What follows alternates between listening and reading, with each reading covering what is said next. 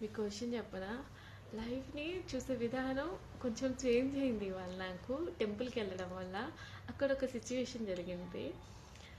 నేను బొట్టు నార్మల్గా ఇట్లా పెట్టుకున్నా, నాకు అంత థాట్ కూడా రాలా. అద్దంలో చూసుకోవాలి లేకపోతే ఫోన్లో చూసుకోవాలి అన్న ఆలోచన రాలేదు. సో నేను నార్మల్గా పెట్టుకున్నా, అమ్మాయినైనప్పటికీ కూడా అంత కాన్సన్ట్రేషన్ చేయలేదు దీని మీద. నెక్స్ట్ నా తర్వాత ఒక ఓల్డ్ ఆయన వచ్చారు. ఆయన బొట్టు పెట్టుకునేటప్పుడు ఆయన ఫోను, కీప్యాడ్ ఫోను ఎంత క్యూట్ నాకు అనిపించింది అది చూస్తే. ఆ కీప్యాడ్ ఫోన్ యూస్ చేసుకొని చాలా నీట్గా బొట్టు పెట్టుకున్నారు ఆయన.